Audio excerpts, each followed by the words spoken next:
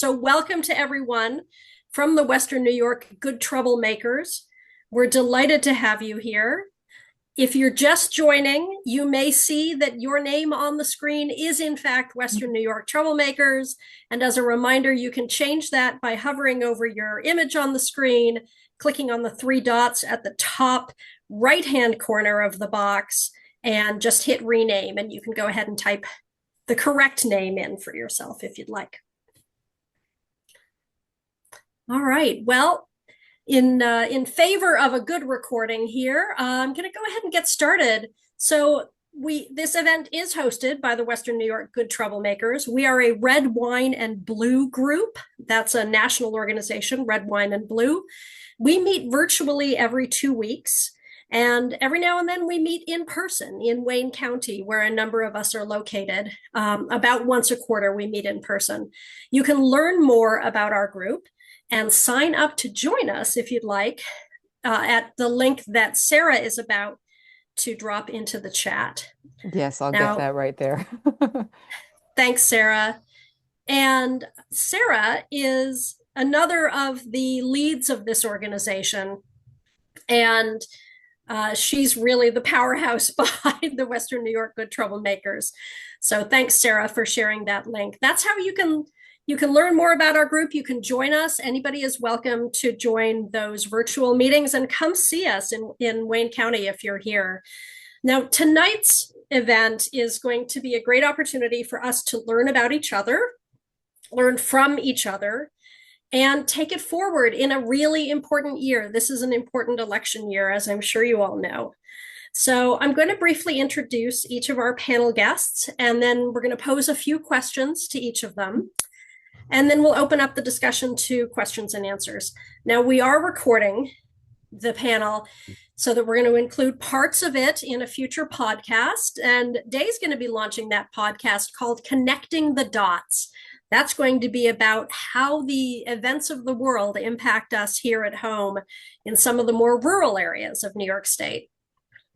Now, during the discussion portion of tonight, you are more than welcome to enter questions into the Zoom chat or raise your hand. You can use the Zoom function to raise your hand, or just raise your hand like this, and we'll call on you. Now, if you're not comfortable being on audio or video, particularly given that we are recording this, please feel free to just enter your question in the chat. And then you can indicate whether your question is aimed at one of the panelists or just any of the panelists to the full panel. So now let us meet our panelists.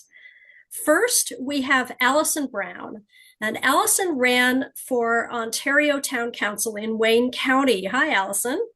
Alison ran on the Democrat and Good Neighbor party lines on our ballots last year. And Alison ran for Ontario Town Board because she believes our community deserves thoughtful leadership and fresh perspectives, and that local government should be balanced and put people first. And she wanted to build consensus, help resolve conflicts, and make sure that every voice is heard. So thank you for running, Alison. Next, we have Stephen Cady, who ran for the Walworth Town Council, also in Wayne County. Hi, Stephen. And Stephen ran to bring a fresh set of eyes and a new way of thinking to the town board. He is concerned about how policies from Albany and Washington are affecting people in Walworth and wants to do what he can to help his neighbors during these tough times. And finally, Jennifer Borgioli ran for Lancaster Town Council in Erie County, out near Buffalo. And Jen ran because the town council is the perfect place, I'm quoting Jen, for an eager word nerd home buddy like her. As Jen put it, residents benefit when their representatives know and understand policies and procedures, when they're persistent, organized, and responsive. Jen wants her local government to be part of making life better, fairer, and easier, not harder, for current and or future Lancastrians, and she's willing to do the work to make that happen. So that's a little bit about each of our panelists. And I'm just so grateful to all of you for turning out tonight and for being willing to be part of this panel. We're looking forward to a really good discussion. So, Alison, we're going to ask you the first question. What was the impetus for you to run for office in November of last year? What made you decide to spend your time and energy running? Um, well, I first of all was woefully ignorant about how difficult and time consuming it would be. But I would have done it anyway had I known. Um, Once the present regime came in and things got so hard for everyone we know and our neighbors and the country, I had to do something. I was trying to get involved with groups like Troublemakers, but I'm on our local town Ontario Democratic Committee, and they were saying we need in Wayne County, we need people to run. We never have anyone run because nobody wins if you're a Democrat. And I like a challenge. So I said I would give it a shot. We needed people to run. I had just retired. I had the time. My mother was always very politically active. She marched for civil rights. She had an FBI folder. And like Stephen Cady, I had a wonderful relative, Susan B. Anthony.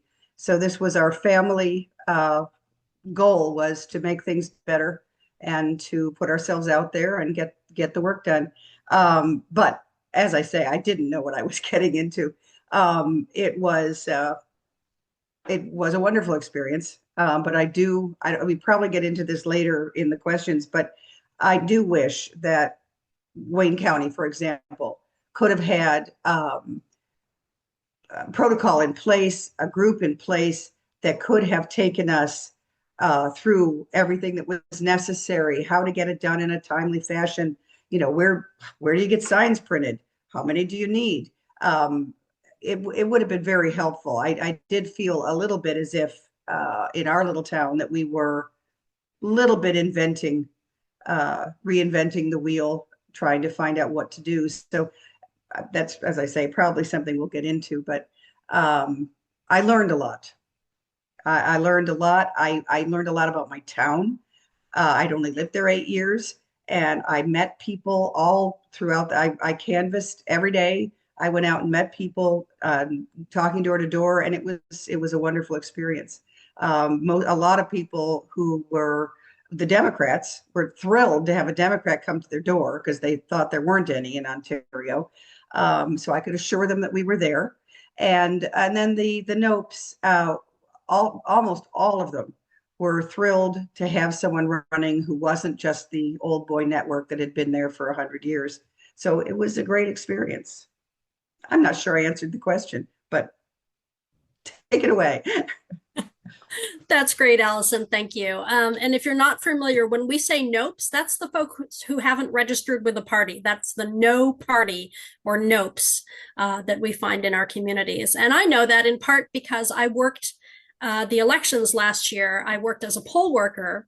And Alison, I hear you. I heard from lots of people when I was at the election sites saying, "Where are all the Democrats on my ballot?"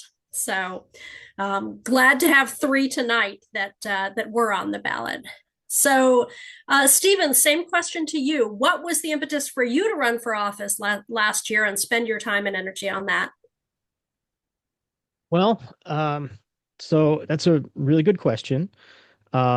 I actually, I was, considering getting involved. I wanted to be involved with politics, local politics, just service in my community.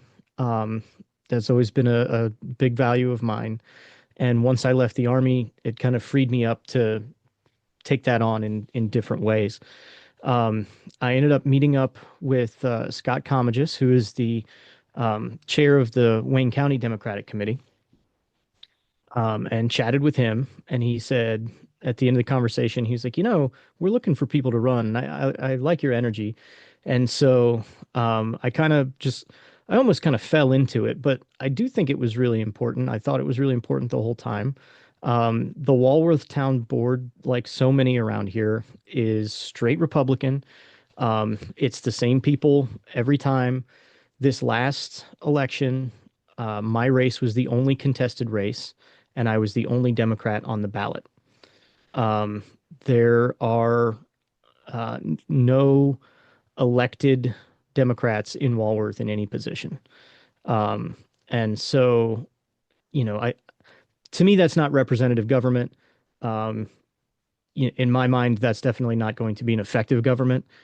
Um, and I did not see or hear anyone from the town talking about or even acknowledging the national issues that were going to affect us here in Walworth and in Wayne County, or what they were planning to do about it. Um, everything from tariffs, Medicaid cuts, SNAP cuts, immigration raids affecting farm workers, um, even USAID, the illegal, by the way, dismantling of USAID. We're a huge agriculture area, and so much of that produce is purchased by USAID to send overseas as aid, but it's purchased by the government from the farmers. So when things like that happen, it hurts people locally. So those national issues affect us here on the small level, and I didn't hear anybody even acknowledging that. I had been to several town hall meetings, or town board meetings, excuse me, and there never seems to be any discussion. There never seems to be any debate. If any of it happens, it goes on behind the scenes. Um, every vote that happens, it takes 5 seconds and there's zero dissent. Everybody votes the same way. And I was always told that, if everybody's thinking the same, then somebody's not thinking. And so it was really important to me to serve my community. Um, I will echo what's already been said a couple of times. When we would go out and canvass for other candidates or for myself, we would knock on Democrats' doors. We would knock on Nope's doors and be told time and time again, like, oh, I didn't know there are any Democrats around here. I didn't know there was a Democratic committee. I'm the only one in the neighborhood. And I'd have to show them on the minivan app and be like, no, see, look, you actually have plenty of neighbors that I'm planning to visit today. And so I think, it's important to make sure that folks are seen, that they feel seen, that they feel heard, even if they're not in the majority party. And I think it's important to give people a choice. And, service to others is the rent you pay for your time here on Earth, right? So I think that's important and worthwhile. So. Oh, thanks, Stephen. And moderator's prerogative again. The minivan app is something I was introduced to for the first time last year. So if you are looking to support a local candidate, this is something that you can download on your phone, and you can actually get access to the voter rolls right in your area. You can download what they call a walking map, so you can see who in your area, how folks in your area are registered, and you can knock on Democrat stores, independent stores, the Nope stores. So that is something you can learn about from folks here tonight or from your local Democratic committee. And now let us go to Jen. Jen, you're just hearing from folks from Wayne County, rural Wayne County here, but you are in a different environment. Tell us about that environment in Lancaster and how that influenced your decision to run. Sure. So I'm laughing because I don't know where the folks who are joining us are from, but one of the things you're going to learn is that I adore being a Democrat. I ran as a Democrat. I will be a Democrat probably the day I die. We are so delightfully dysfunctional. It is a hoot and a half. We don't call them nopes. We call them undeclared. We don't do this. We do that here in 716. So I think one of the things for us in 716 is I'm in Lancaster, a second ring suburb, and we didn't have Democrats running for a long time. It just never seemed like it was worth it. And the reason I ended up running is because literally I was asked. We were out for drinks as a committee, and someone said, Jen, you want to run for office? And I'm like, all right. So I ran for office. And it ended up being one of the best decisions I've ever made in my life. But I think one of the things that really pulled me in is the more we talked about it, the more I realized how much there was to learn about my community and about politics and about the Democrat Party, which I will defend till the day I die with all of the flaws that we have. So one of the things that I think that Allison said that was really interesting is the county level and in knowing your town committees and then the county committee and then the state committee. And we felt the same thing. Why are we figuring out how to design signs? Can't we get help on this? And so a lot of it is you're not just running for your community, you're pushing for a better Democrat Party. You're pushing us to be better Democrats. And that's huge. And I didn't realize how important that was for us as the left until I got halfway through my race. And we like you think until they call the race you're going to win. But it wasn't until halfway through the race when I realized that it's not just about you and your town. It's bigger. It's your county, it's your state, it's your country. And man, you get chills at some points. It's worth running for those moments. That's great. Wonderful to hear from all of you and your different experiences. So our next question, let's start with Stephen this time. So I know that you didn't win. Jen didn't win, and Alison didn't win, but there was a benefit. We've already sort of touched on this. There was a benefit to seeing your name on the ballot. Steve, how do you think it benefited your town to have your name on the ballot? And also, how did you feel about running? What was your experience of running? Well, I'll answer the second part first. I had zero experience beforehand. This is my first time running for anything other than like a high school class vice president, which was 1,000 years ago. My experience of running was that it was an engaging way to get out, meet people in my community, learn about what issues were pressing to people in my community. And not just be told by people like, oh, this is what people care about. It was important to talk to people. For example, we have a large subdivision near us, a planned community centered around a golf course. And there's a big brouhaha going on right now about the owner of the golf course. He's looking to sell it, and to a housing developer, and people are very upset, who live in that community already because, oh, my golf course. But if you go out and that's like, oh, that's the big big issue that you hear about in all the town board meetings, and that's what people go and they talk about, and oh, don't let him do this. But if you go outside of that planned community, no one cares, no one knows. They're like, I can't afford groceries. They're like, there's nothing to do here. I met a young couple that said, hey, we moved here to kind of, start fresh, or a young couple. We wanted to, make our own way, but we're leaving town because there's nothing here. There's no focus on economic development. It's one of those towns where people want it to stay exactly the way it is.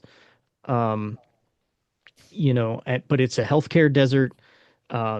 There's a single grocery store, which probably suits the needs of the community, but it's just kind of a golf course, a planned community, and a grocery store.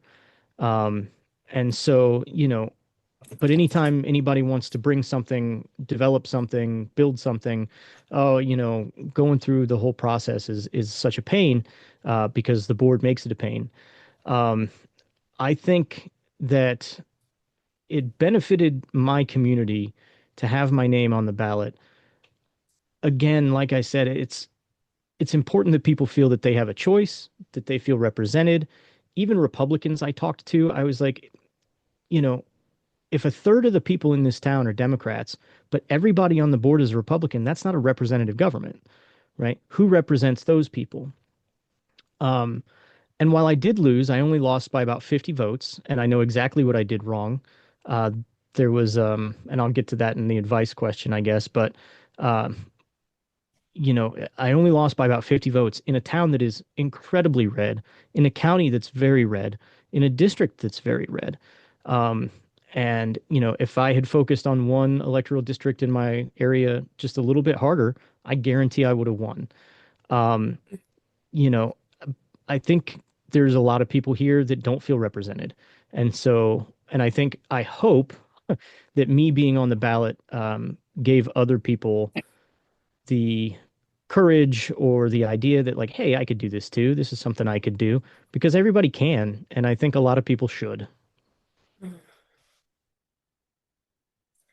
Love that. Love that. So, Jen, same question. Your experience of running, and did it benefit your town to have your name on the ballot? It's a really interesting question. So, like Stephen, we only lost by a little bit. The last time there was a race, Republicans won. In the presidential election, the Trump won by 12 points. We lost by less than 2 points. And so the way we would tell people is we lost by the number of voters between the two major streets in our town. That's it. One small subdivision. So I think it did benefit our town to see the diversity. I think many of the Republicans were a little bit discomforted by knowing that within their midst, there were people who had very different views than they had. When we marched in the 4th of July parade, we were unabashed with pride flags, with, trans support flags. We were unabashed in our 4th of July parade. We did not, we were not ashamed in any way to be who we were when we marched the 4th of July parade. And we got more applause. More people came up to us when we marched in the 4th of July parade than we ever expected in 1,000 years. So that was definitely kind of our community was disgruntled. And it was great to make new connections. We had doubled the size of our committee with us running. I think it benefited because we got to be the pebble in the shoe of the current board members. So the things that we ran on, we would hear our current board talking about because we had raised those issues. The issues weren't always solved. There's still some issues we need to solve. But it did benefit because it complicated conversations and it raised some issues that we were concerned about that we then heard the board address, kind of come around the corner, not directly naming it, but they were doing that. And I think there's definite value in, even if winning isn't a sure thing, and I'll echo this in the advice part as well, it is worth doing it for the experience and the new connections you can make in your community.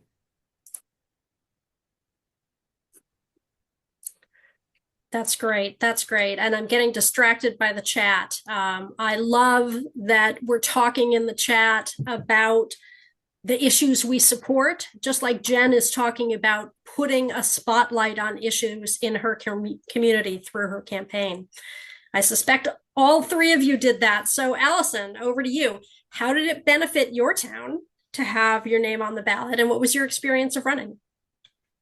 Well, it was wonderful. It really was. I didn't expect to win. It's just not so. It's so staunchly red, and I had never run for anything before, and I had only lived in Ontario for 8 years, which was an issue. It is definitely a town where people, when they're born there, they stay there, and they have their kids there and their grandchildren there. But I got to meet so many of those people, and there were times where I went out without my walking list. And well, speaking of minivan, which I love the name, I didn't know anything about it.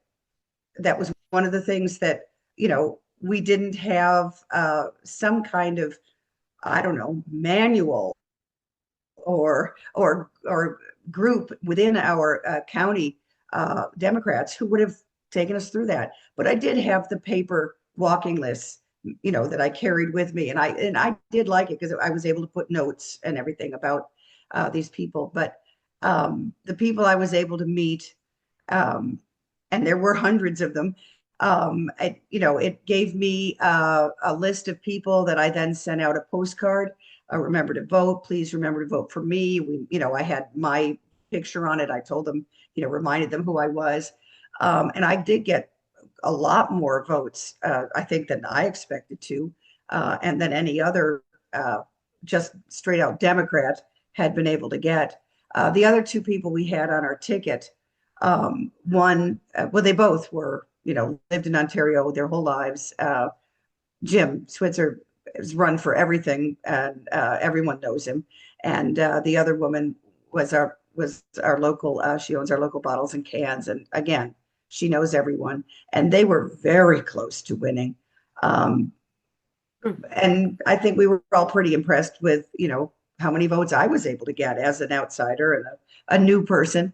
But I think it just gave people that I talked to, that I reached out to, hope, that there was something they could do on a local level. I stressed, I can't fix what's coming down from Washington.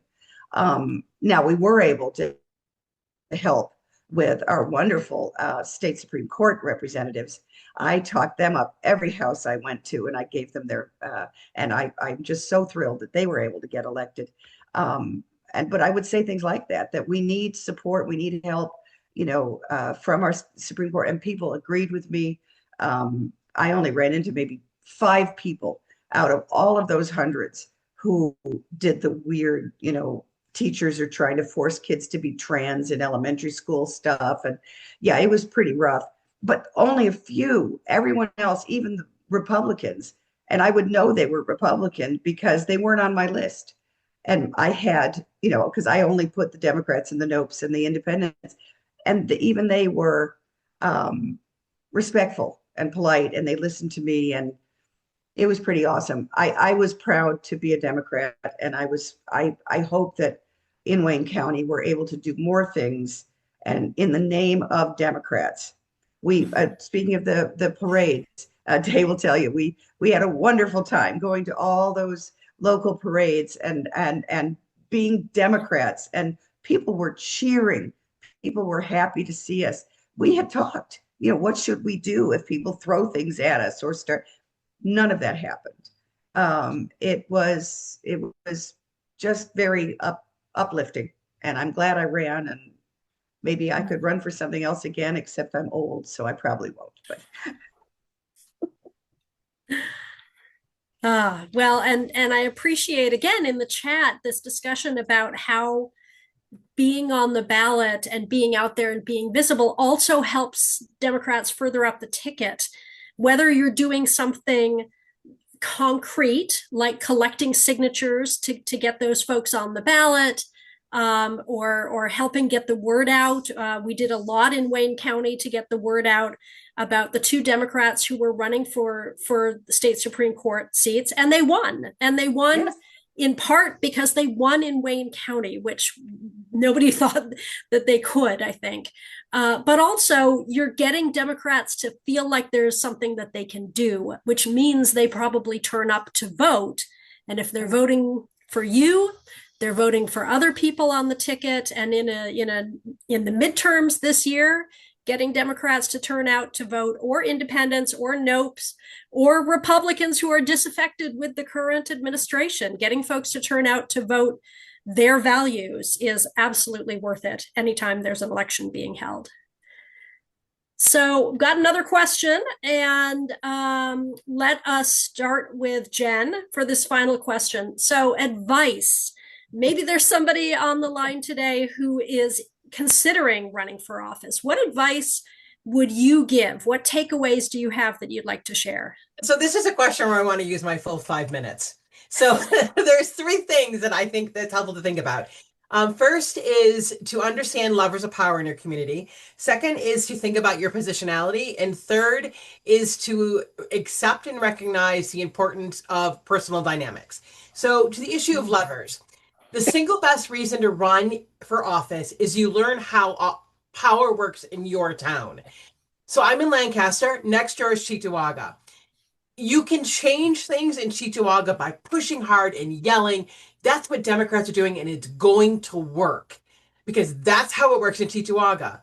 If you come to my town board and you yell about ICE or you yell about anything, every single member of that board is going to take that as a point of pride. All you're going to do is inflate their ego and affirm to them they're doing the right thing. We cannot do in Lancaster what they can do in Cheektowaga, what they can do in Amherst. And it took me running for office to accept that, because I had speeches. I was all prepared to go. I was going to be like, and my committee chairperson's like, it's still your role. It's not going to work here. And it wasn't until I ran for office that I learned that. And the thing when I do canvassing is going to be the greatest experience you're going to have. I was never yelled at. The only times we thought maybe it was a possibility someone would go with me, because we did a lot with people who we thought were kind of on the edge. One instance, I didn't see the never forget January 6th sign until I'd already knocked on the door. And then I saw it and they weren't home. So dodge that one. So you'll never had any issues. The number one issue people wanted to talk about was sidewalks and speeding. 90% of people, that's all they wanted to talk about. How can you get people to go slower on my street? How can we get more sidewalks? So it helps you understand the levers of power. The second thing is to really accept and know your positionality in life. So I am a Gen Xer. I'm a freelancer. I don't have kids. My husband and I are healthy. We have good health insurance, which meant I had an incredible amount of flex in my life and in my schedule, which meant I could sit down and spend an hour on Canva futzing with margins so I could design, my flyers. I had that time. One of the things you want to think about, though, is what are the boundaries of your time? And I will tell you, as a Gen Xer, that there were times when I was sitting talking to a young person who, okay, they're in their 30s, they weren't that young, my campaign manager, and I was just thinking, child, I might say some words I might regret right now, but they knew politics. And so the thing about positionality kind of connects to interpersonal relationships. A lot of it is going to come down to your committee, your chair people, and who, you're getting donations. It's a lot of, we call it peopling in my household. I have to go out and people today. I don't want to people, but I have to people. So I'd go out and do peopling and asking for money. I figured out a bunch of tricks. We figured out ways to do it. You figure out ways that work for you. We did a lot of fun, silly things that just made it more comfortable to ask for money. You get better at writing letters to work with unions. You just get better at the interpersonal relationships. So my advice is always going to be do it. If you're inclined to run, do it. I'm here for you. We're all here to support you through this. Whatever help you need. Alison will help you. Stephen will help you. All the troublemakers will help you. You will never, ever be alone. Also, if you run for office, you will never, ever be alone. So everything you say has consequences. It makes it a lot easier to shut up. There were like a 6-month period where I didn't post on Facebook at all because I have last worditis. And if I post once on Facebook, I'm going to keep posting on Facebook until the other person shuts up or I win. But running for office means I couldn't do those things. So it's a lot of knowing who you are, knowing your boundaries, except that people who are younger than you are going to know more than you. People who are older than you are going to know more than you. And I think learning the levers of power, learning about yourself, understanding your own boundaries, and just getting to know how the dynamics work. I will echo my point again. The Democratic Party is a chaotic mess. It is gorgeous. It is beautiful. And you're going to think, what on earth are we doing? But every time you're making things better. So do it. That's my advice. Do it. You will always have help. I don't have any regrets. I've never met anyone who's run for office who's regretted it. I won't speak for Alison and Stephen, but I can imagine that they're the same. No regrets. It's absolutely worth it. So my advice will always be do it. You will not be alone. Yay! And yes, we will all be here for you. We will all be here to support anyone who runs. So, Stephen, same question. What's your advice? What are your takeaways? So I have several pieces of advice. One is if you're thinking about run. There's not really any reason not to. I know for my campaign, like we self-financed some. It wasn't any huge amount. We could have gotten, and we did get reimbursed for it through donations. I will tell you that you should study up and know the ins and outs of the processes, especially with things like finance, what you're allowed to do, what you're not allowed to do. Check out your local laws as far as things like signage, if there's certain dates that you are allowed to go out, certain cutoff dates, things like that. Make sure you know all that stuff. Where that becomes easier is if you are engaged with your local Democratic committees at the town level, at the county level. There are going to be people who know the ins and outs of those things. My wife was like was said, my wife was my campaign manager. She has worked on local elections in the past when we lived in Georgia. So she had some experience with that. Our town treasurer, he is really good at what he does. He knows the ins and outs, kept me on the straight and narrow. So that was really good. That said, and this will kind of tie into my next point, run as yourself, be yourself, and that comes with, maybe not everybody's going to like you, and that's okay. It's better to be authentic. People can smell when you're not being real. And I think people appreciate that more. And I would even tell people, I was like, look, I don't agree with you on this, but I'm going to tell you why. I respect your opinion on this because it was something I could respect their opinion on, and I go, look, I don't agree with you and here's why, but I'm not going to sit here and I'm not going to, tell you what I think you want to hear because I respect you more than that. And that gets a really good response. Run as yourself. And again, this kind of goes into my next point. If you don't like your local party, if you've had a bad taste in your mouth, you think they don't do enough, you don't hear from them, whatever, join, and then put your fingers in their nostrils and drag them along with you. Okay. We had to reconstitute the Walworth Democratic Committee here. And when we did, because we were the young people, I just turned 40 in December. My wife's 38. We're the young people and we're very progressive. We're hard left, and we were like, this is who we are now. Get on board or bye. Because we reconstituted it. They voted her the chair and me the vice chair. They tried to make me the chair. I said, absolutely not. I'm not running and being the chair at the same time. And so she's better at it anyway, man. She's a dynamo. But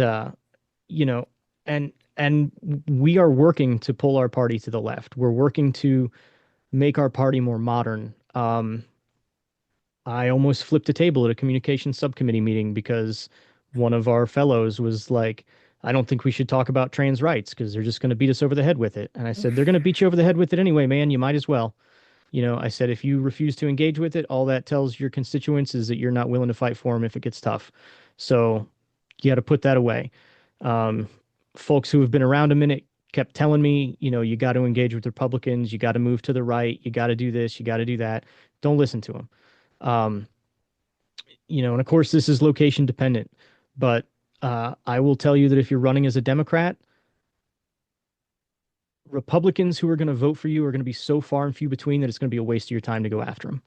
The person who has a Trump sign in their yard is never, ever, ever going to vote for you, right? And I say never, ever, ever. I had a guy who was like, I fully support the president, tell me the other day that he voted for me. But I didn't engage with him. I didn't go to his house and talk to him, right? If they're going to come to you, they're going to come to you anyway. The thing you need to do is work on getting out your Democratic voters, right? That's where you need to focus on. As we've already said, there's been so many times when we've heard, we didn't even know there were Democrats here. We didn't even know there was a party. We didn't even know there was a committee. Get that word out. Let people know that you're here. Let people know you're going to work for them. Get their votes, right? And everything else will follow through. Like I said, I lost by like 50 votes, and that's because I neglected one of the electoral districts in my town. Just kind of ran out of time. But that's on me. I will tell you, follow your gut instinct. It's fine to run to the left. People want change. And if you let them know that you're there to represent them and you're trying to make things better for everybody, they're going to be receptive. But just run as yourself. Make sure you know those ins and outs. If you don't, find somebody who does, because I'm not good at finance stuff. I'm not good at the paperwork type stuff. But I had folks that supported me who were. And then if you don't feel like your party is helpful to you, build your own coalition. Uh, we didn't really have to do that. I had some really good help from the county. Um, had great help from folks in my town, even had great help from some congressional candidates that came out and canvassed for me. It was really fantastic. And that's another great thing about it is like, I've got congressional candidates calling me. I've got folks who are, looking to run for higher office here in the state or in the federal government, calling me, asking for help, hey, if you want to run again, we're going to help you out, things like that. So there's really no reason not to. If you want to be involved, if you want to make a difference, you have the power to do it. So go out and get after it. Yeah. To echo a point that Stephen just raised, because I ran for office tonight at 8 o'clock, I'm sitting on a committee to vet a judge who's asking for our endorsement for office. I wouldn't have been at that table if I hadn't run for office. So even if you lose, you can continue to make a difference in real, tangible ways.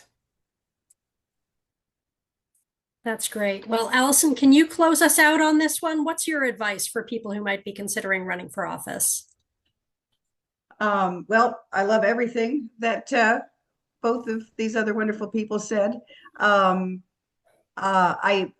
hear Stephen very clearly. I just ran out of time. I don't think there was anything more valuable than canvassing, than going door to door, that I found, for me.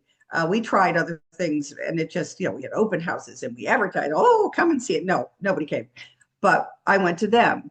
And it was, like I say, I got to know my town. I went in one district that I was definitely underserved. And I wish that I had gone there earlier. It was a lot of trailer parks, whatever, but it was like, everyone's like, oh, well, they don't vote well, of course they vote. And of course they care. And, so getting out into every district and trying to connect with everyone was real important.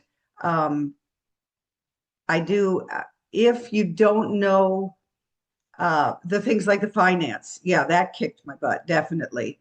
And just the organization of it, and it was a lot. And as someone who had just started, I'd never run for anything, and I didn't even know really the Democrats. That was the good part, although, was getting to know all of these amazing Democrats and people who are active and caring. And I made more friends and I joined so many town activities. I joined the Historical Society. I joined the Friends of the Library. I joined the community. I did all these things, to get my name out there and meet people. But it turned out that it was great for me. It's wonderful. It's been a wonderful experience, and I do encourage anyone to do it. But then definitely look for help. I think maybe what I'm going to be doing from now on, rather than running, is using the fact that I have met so many people in my town, and I run into people at the library or the supermarket, and they know who I am now, and I can use that to help anyone who does run. I'd like to be able to form a committee that's their job, is to help get Democrats elected in Wayne County, help them with all of this financial stuff and with the laws, like you say, about the signs and when can you put them up, and when we need that more organized. And I definitely would like to help with that. I don't know if I have any other new things to say, but it's a wonderful experience. I'm happy I did it. And I encourage anyone to do it. You got to put your money where your mouth is.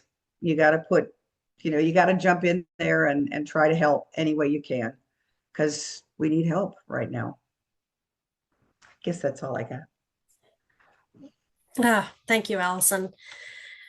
That's the end of our formal questions, but there are questions coming up in the chat. There's a good conversation happening in the chat. I'm just going to drop in a reminder to folks about if you want to ask a question in the chat, let us know if it's for a specific panel, for a single panelist or for all of them. You can also raise your hand and come off mute. So the conversation in the chat right now is, do you have to compromise? Do you have to make yourself acceptable to the local Democratic Party? Do you have to make yourself acceptable to somebody to run? What qualities are the Democrat committee looking for to say yes to be endorsed? And every town is different, as Jen said, but also as Jen said, if you've got a pulse and you're willing to publicly be a Democrat, that's certainly what I hear in Wayne County. They're looking for people who are willing. So feel free to read Stephen's response, or any of the panelists want to say anything more about this, feel free to come off mute. I don't think we can stress enough how unique each town is. One thing that's different from my campaign that I think was Alison and Stephen's, we ran through the committee. So our committee treasurer was our campaign treasurer. Our campaign chair, our what do you call the person in charge of your campaign? The manager, manager? No, the dude who cut our whatever. The dude who was in charge is also the head of our committee. So we what that meant was I didn't have to worry about any decision making. The committee made all the decision making. So everything we did was through the committee. And I had friends who ran in East Aurora, and they ran as standalone, and it was so hard. So I had a running mate. We had 2 open offices. So we ran as a platform. We spent half as much money on signs, half as much money on flyers, and had twice as many people door knocking because we did it together.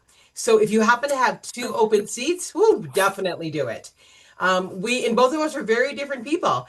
And the way we ran was, my running mate he's a businessman. He is Republican on paper. Everyone is surprised to hear he's Republican, but he has a non-binary kid. And his argument was always, I'm supposed to be Republican, but I don't think Republicans have my kid's best interest in heart.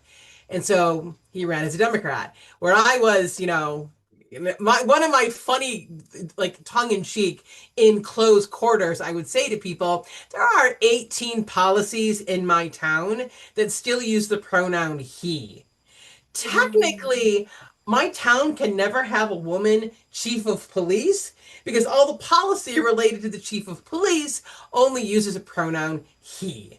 And it was this stupid small thing, but it was one of my ways of saying that's how closely I've read the policies in my town. That's how carefully I pay attention to that stuff. So every town is different, and there's always solutions. Whether you do it, bring your own your own group with you, or whether you do it your own. We are very lucky where we are because we're connected to the Erie County Democratic Committee. So when you get your paper maps, that's done differently for every campaign. We would do things called universes, where we wouldn't just knock on doors. We got very particular directions on whose door to knock on and what kind of we knew about their, like, did they vote the primary?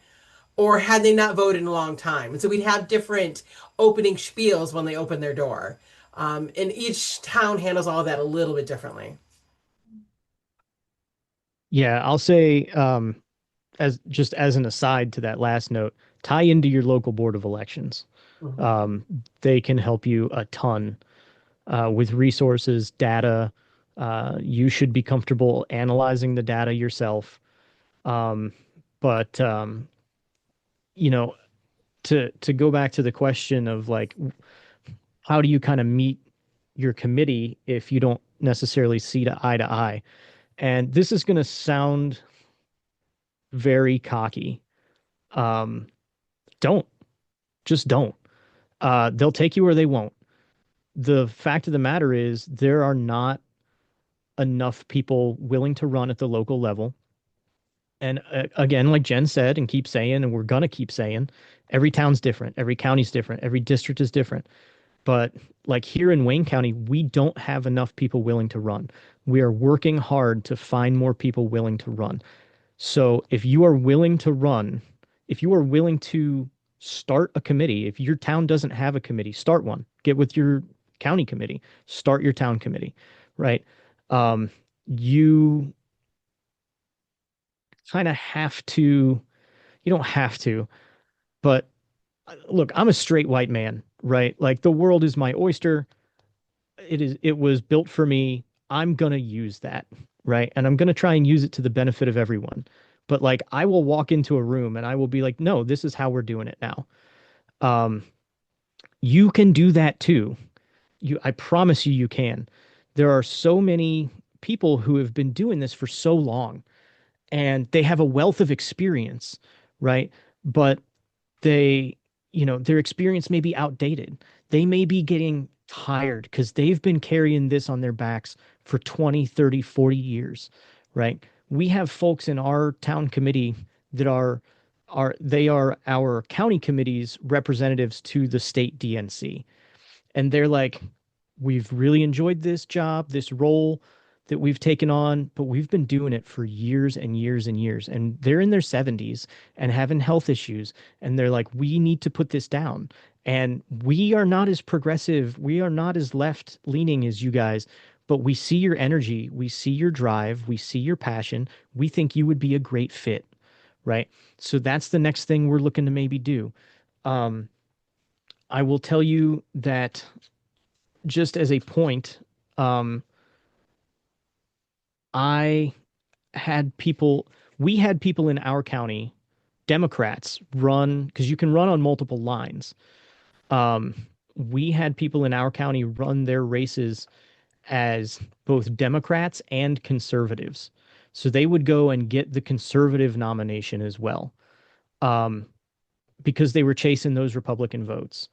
And, here in Walworth, or at least my wife and I have been yelling for months, a year, like, stop wasting time trying to pull Republicans. Stop wasting time. And they're like, well, you have to. That's how it's always worked. That's how we've always done it. That's how, and I go, if that's how it's always worked, how come it works so never? Right? If it worked, it would have worked. Like you would have people on these boards, and there's nobody on these boards. So there's no Democrats on the boards, right? In some towns there are, but like if it worked here in Wayne County, it would have worked by now, right? So when you can go and you can say like, look, I've taken a look at this, right? I've looked at the data. I'm going to run my race my way. And that's what I did. And I think a lot of people ended up coming around to it and going like, yeah, because so there's 5 electoral districts in my town, and 2 of them are tiny, and nobody gives them much attention, which is a pity. But I didn't give them much attention either, and I hate to say that, but you got to go where the people are, and there's just not a lot of people there. Of 2, 3, and 4, 3 is the one I missed out on. But in 2 and 4, where I did my most canvassing, where I did my most outreach, so I ran on 2 lines, the Democratic line and the Good Neighbors line.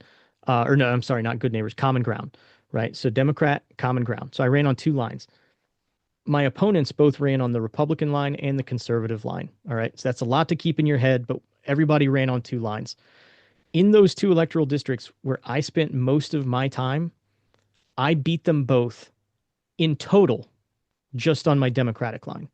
All right. So not even counting my Common Ground line, my Democratic votes beat their total votes. Okay. So it is possible. It did prove my point that like you don't have to run to the right. You don't have to run to the center. Run your own race, and prove your point. Right. That said, be willing to, to stand up and go, hey, this is what I screwed up. Or no, you're right. It doesn't seem to work this way. But, I'm a big advocate of like, I was in the Army for 17 years, man, 17 and a half years. I'm a big advocate for, seizing the objective, for walking into a room and just laying it down and being like, this is what we're doing now. This is how it's going to go. And so, and don't let people jerk you around. But yeah, it's important to remain on good terms with your committee. Personally, I think it's more important to uphold your own personal integrity. So like, if it comes down to one of those 2 things, man, just do your thing.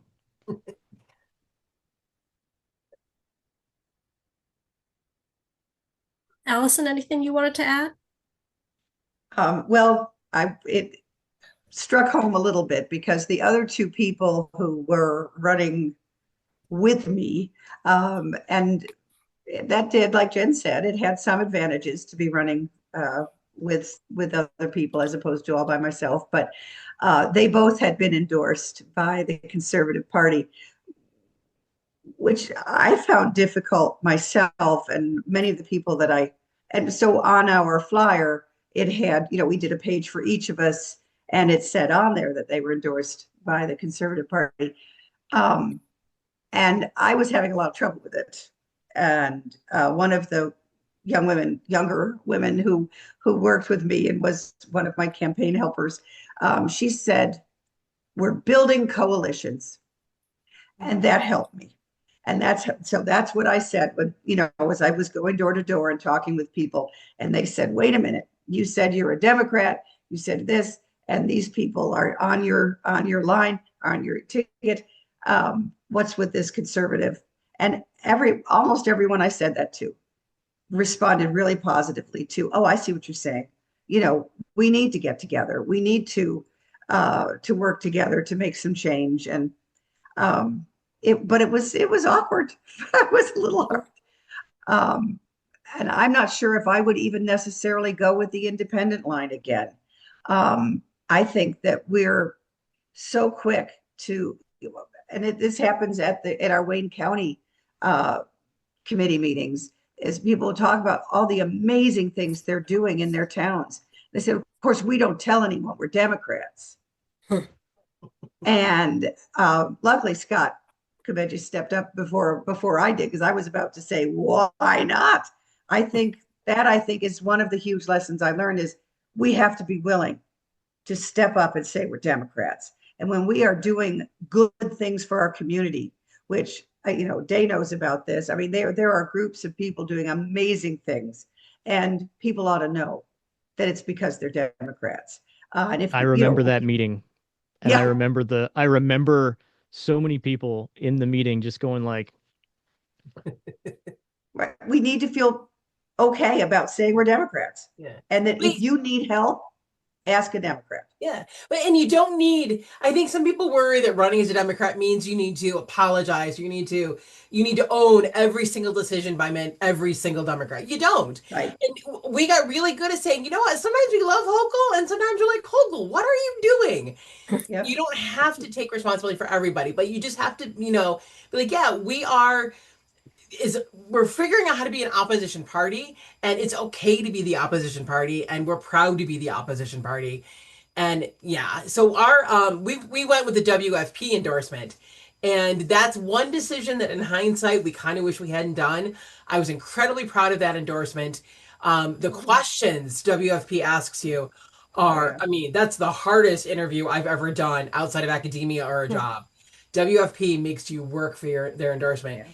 And I'm so glad we did it, and I loved it. I loved working with them, but I think we lost some folks who might have gone for us if we hadn't been on the WFP line, unfortunately. So we might not do that endorsement in the future. And it's funny because the thing about electoral districts is we have 32 in my town.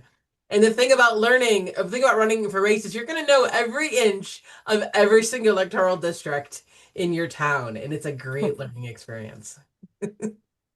Yeah, and so kind of speaking of endorsements there, just as another point, and obviously we're straying from the question, but I love that you brought up the endorsements, and that reminds me of a point I wanted to make earlier, which is there are so many organizations, right? That and I think of it like applying for college scholarships, right? Like there are so many organizations out there that will endorse you, that will donate to you, that will do those things. The trick is finding them, right? So like if I run again, I'm going to look for an endorsement from Vote Vets, right? I'm going to look for an endorsement. I'm going to look for another endorsement from the Outrun Coalition, which focuses on young candidates, young progressive candidates. I got some good union endorsements, right? I mean, hell, it's a town board race. If I run again, I'm still going to reach out to the United Farm Workers Union, right? Like I'm going to reach out to anyone I can that I think would support me and ask for their support. Because organizations like that exist to back candidates that they think share their values, right? So if you share their values, reach out to them. They will help you. They will endorse you. They will put your name. They will invite you to things, right? Like I got invited to the Western New York Troublemakers before and got to speak, because of one of my endorsements. I've been, able to find new outlets to talk to people um, to get that name recognition out and to get that support. Uh, Learn social media too. Learn social media. That's a huge, huge thing. Good one. God, I hate Facebook. Um, I, I hate it. It's everything wrong with our society. But man, it is the way to get seen in your small towns. Or find someone who knows how to use it. That was our strategy. Find a millennial or a Gen Zer who just has that little voice, and then let them go to town on your behalf. Absolutely. I had to teach myself TikTok and Instagram. Like my wife is on Instagram, but I've never touched Instagram. I had to teach myself those things both for my campaign and for our committee. But I've gotten okay at posting like TikTok videos and stuff. It's a great way to get your message out if you know what you're doing. One of the things that we did for our committee, so like think outside the box on stuff like this, right? So this is my business card as the vice chair. There we go. And then on the back, we put a QR code. Right? So we give this to somebody, they can scan the QR code and it'll take them to a form where they can sign up for our mailing list. Right. And then that helps them stay involved. It helps, hey, we need volunteers. Hey, does anybody want to go canvas? Hey, who wants to help us run this booth at this local fair? Et cetera, et cetera. So think outside the box in those ways. Go to where the people are. Like I said, I despise Facebook. I'm on it too much. It is the worst of our society distilled into silly little posts and comments. And I'm the same way, by the way, Jen. I definitely know what you mean on the last word, itis.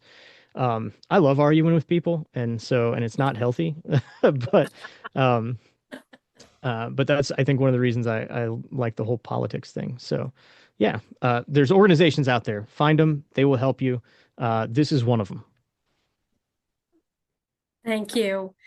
Thank you all. We have about 25 minutes left. If you have a question that you'd like to just shout out, go ahead and raise your hand. I know we've had some good discussions happening in the chat as well, but looking for raised hands right now.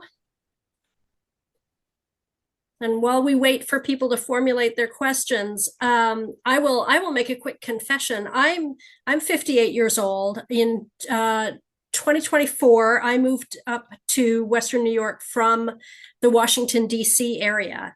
And I think a lot of people assumed that since I was from the D.C. area and had been for 30 years, that I knew about politics, and I do not. So this has all been an education for me for the last year and a half. And one of the things that I did that I regret is to not push what remained of my local Democratic committee more in our early conversations about how to reach other folks in the community. Once we reached out as Democrats, we now have a trans man as a member of our committee. And that person would not have come to our meetings had they been not labeled as Democratic meetings, which made them feel safer in a tiny conservative town in upstate New York.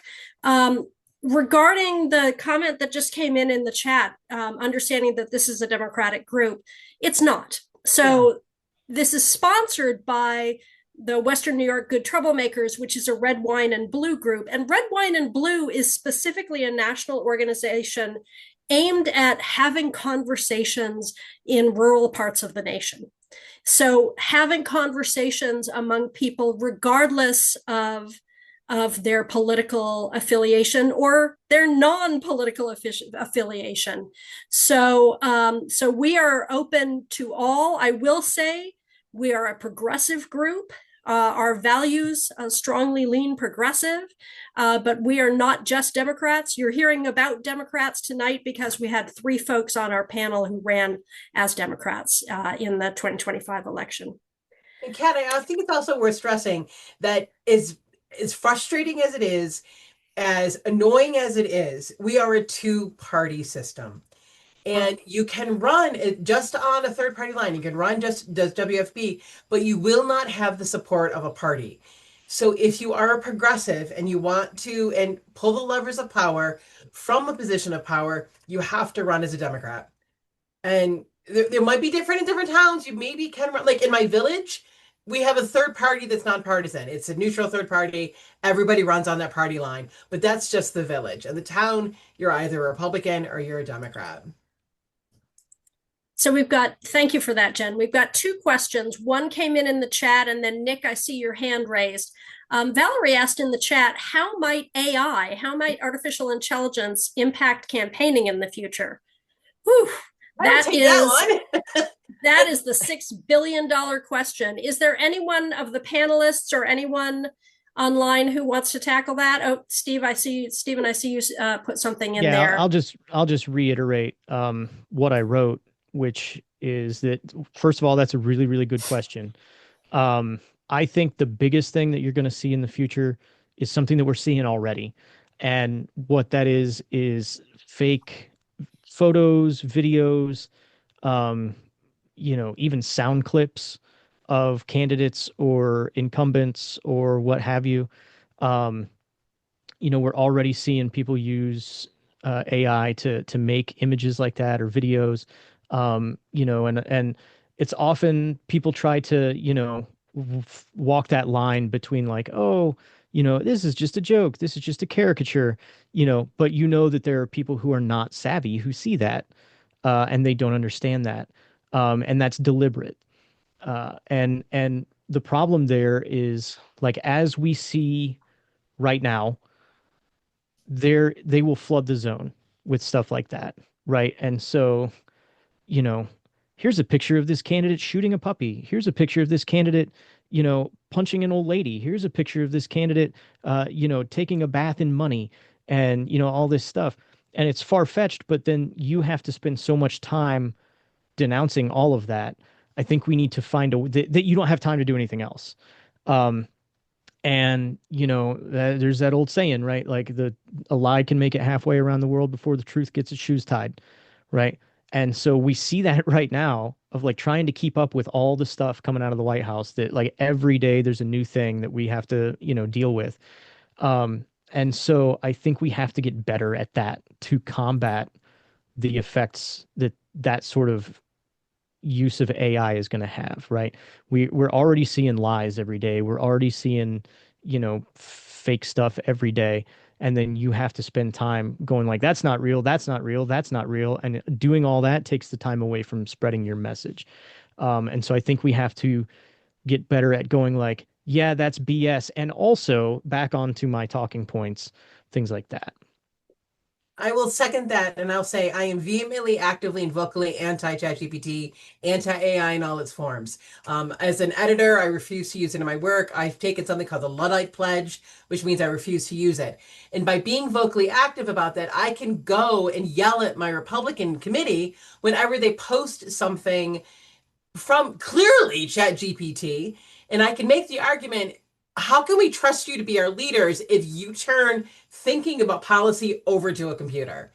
And so, and also you failed to pay an artist. Yeah, exactly. Right? Like, instead of paying an artist to do this, you let a computer do it. Yeah. So, Valerie, if I have my way, AI will have nothing to do with the future of Democrat politics in New York State. Love it. Love it. Nick, you had your hand up earlier. Do you still want to raise your question? Yeah, if I could. First, thanks for doing this. This is great. I have a question about forecasting. Do you find first that in each of your races, what were the conservatives doing? Were they kind of running on the backs of Trumpism, or were they more traditionalists, like they've been the mayor there for a long time and that's just the way things were?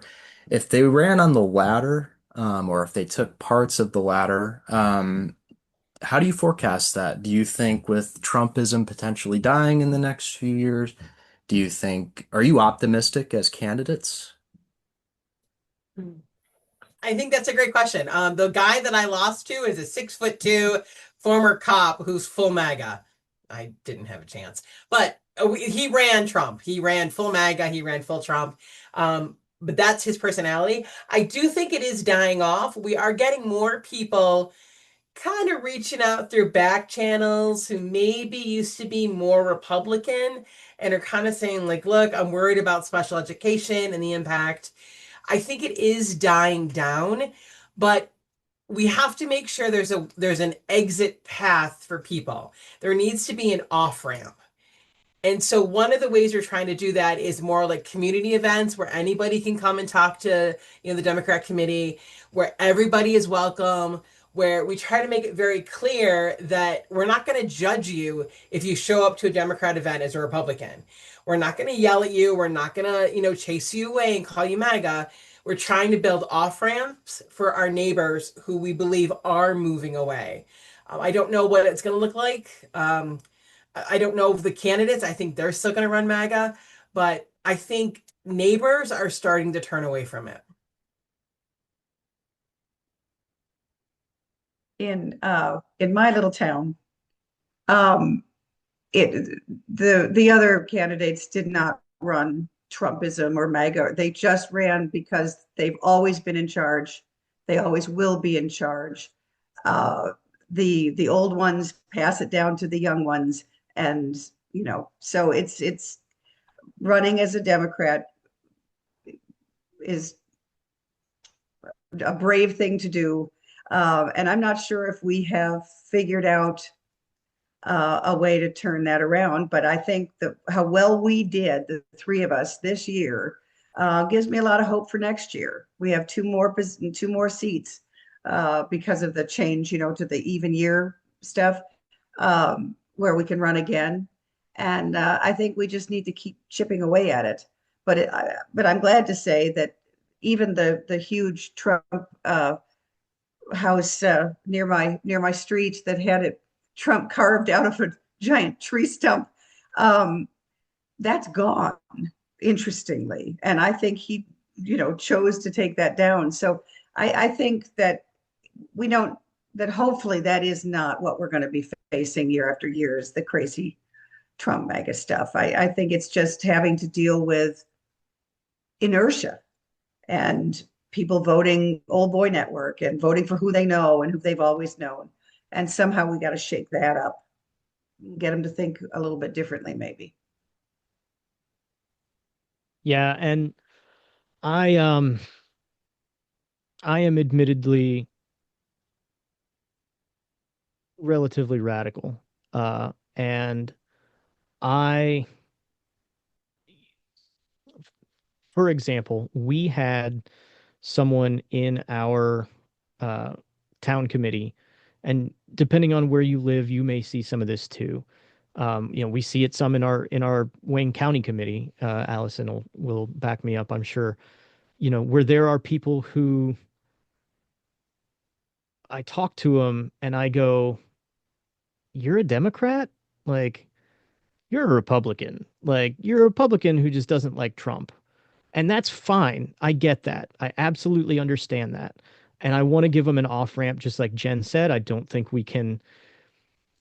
I think it would be a betrayal of who we are or who I am to not give them a path to improve themselves, right? Like, if I go, this is who you are, this is who you've always going to be, um, this is who you're always going to be. I don't want to have anything to do with you. That's not fair. That said, um, you're in my tent now, right? Like, this is not your tent. This is my tent. Um, I'm not going to let you tell me to do things like drop support for LGBTQ people.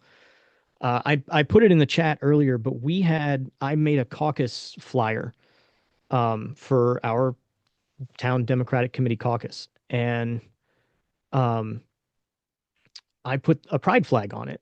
And I was chatting with the guy who used to be our Walworth Town Democratic Committee chair years ago.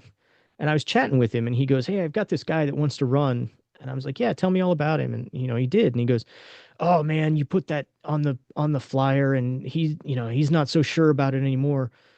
And I was like, "Well, why?" And he goes, "Well, he's not all keen about that stuff." And I said, "We don't want him. It's that simple. I don't want him." Right? I said, "He's a bigot." And he goes, "Well, I wouldn't call him that. I've been friends with him for years." And I go, "That's why you wouldn't call him that.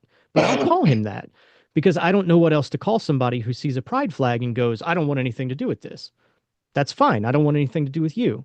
And I'm not going to let you in my tent." Right?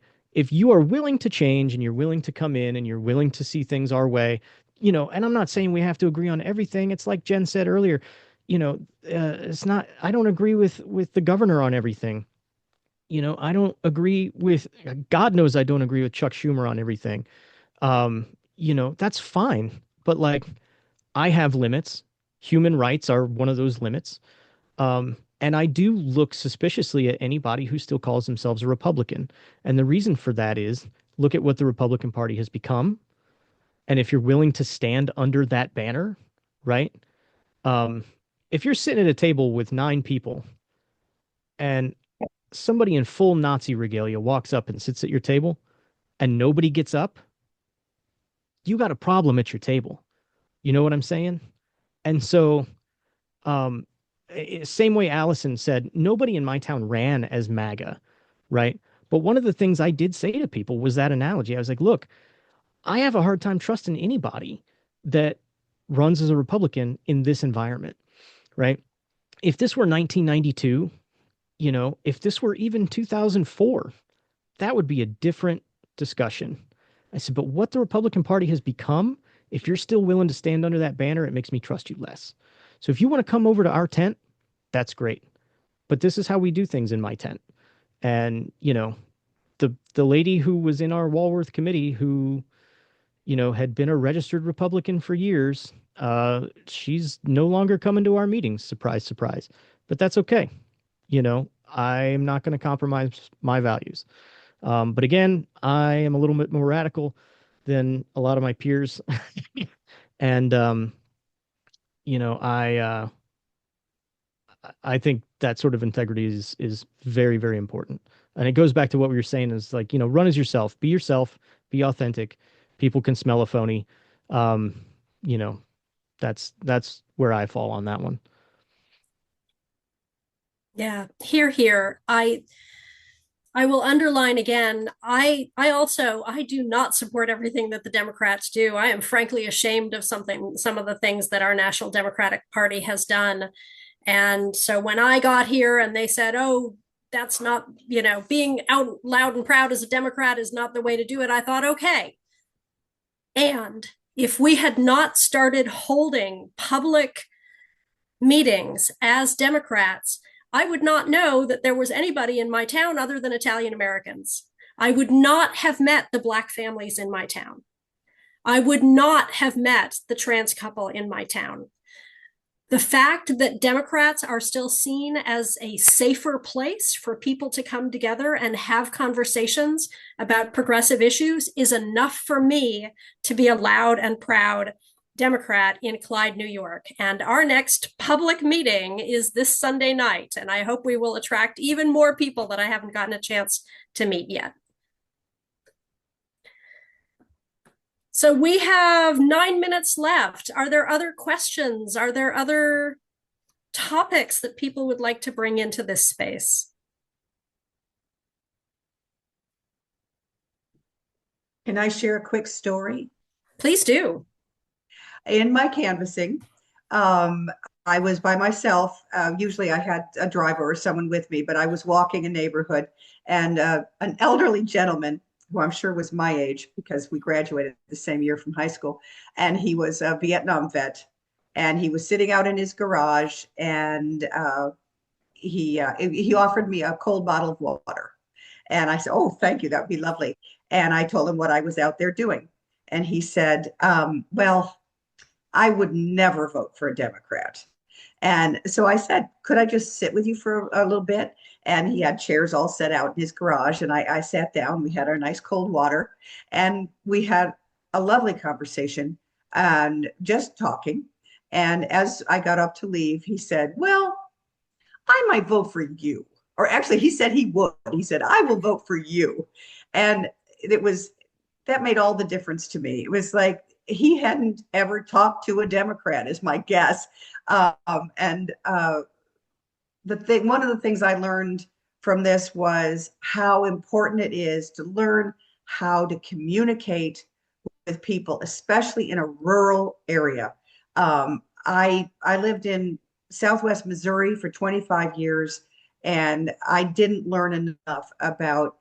They perceived me because I was from New York, and of course, everyone from New York, if you're in the Midwest, they think you're from the city, and they perceived me as someone who thought they were smarter and better and more elite, and it was never true. But I never really learned how to communicate, and that's what I'm working on now. Is I live in a rural area, and we have so much more in common with each other that we have to keep focusing on and learn how to talk to each other so that we're not perceived as someone talking down to them, or, we have to be in this together because it's us against the billionaires.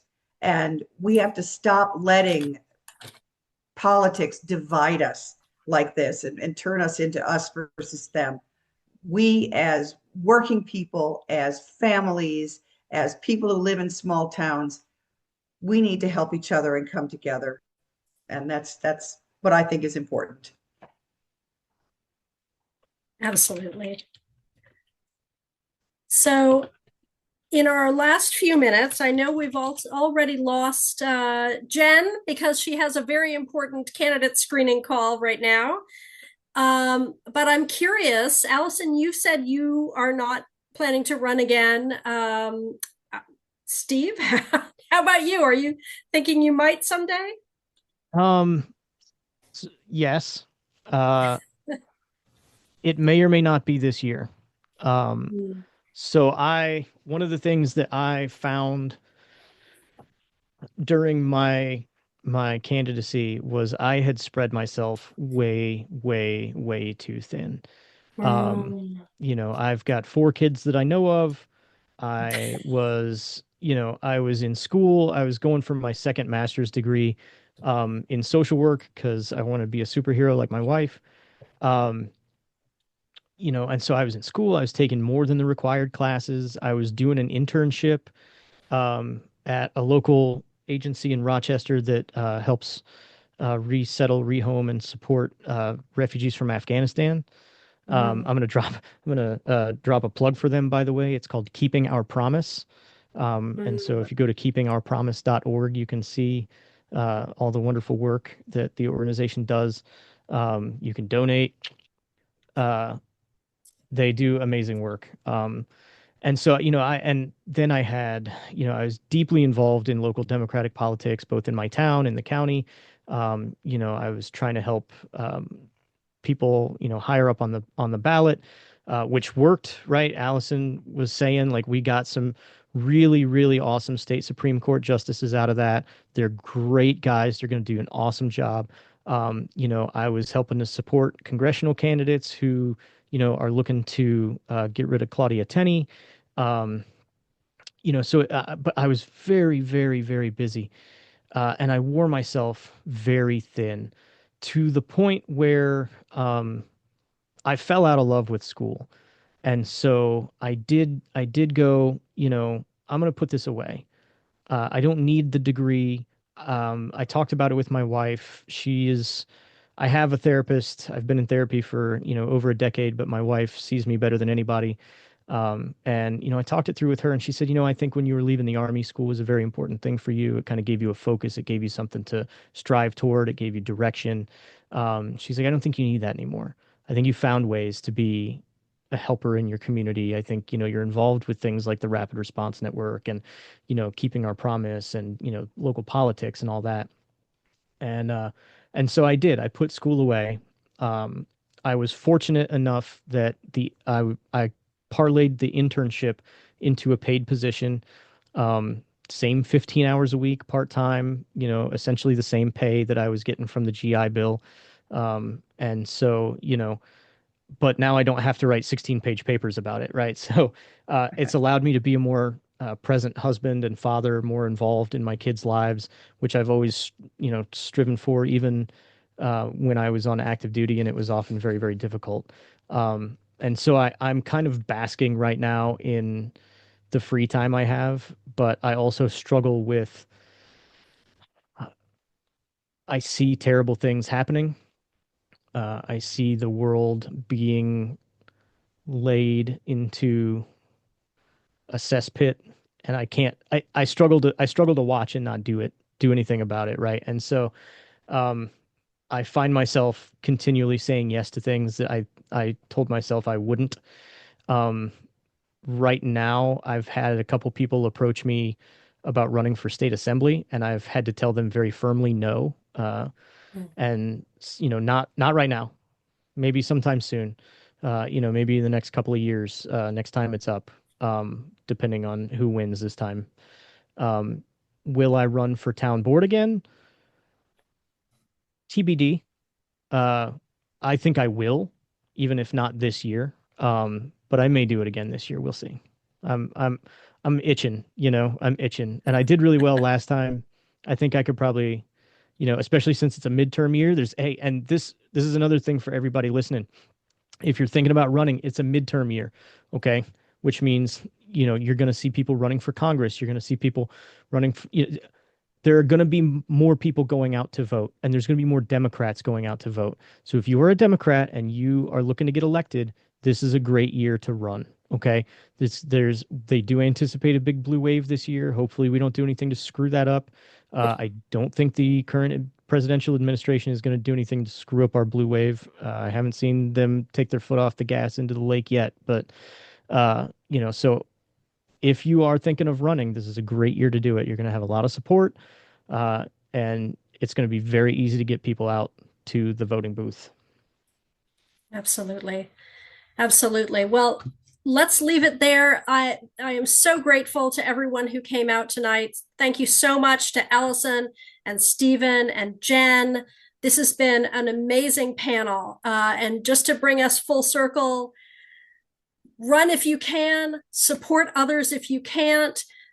Think about the time that you have, because there are terrible things happening and we all have a role we can play. So thank you again to everyone on behalf of the Western New York Good Troublemakers. We loved having you. Thank you.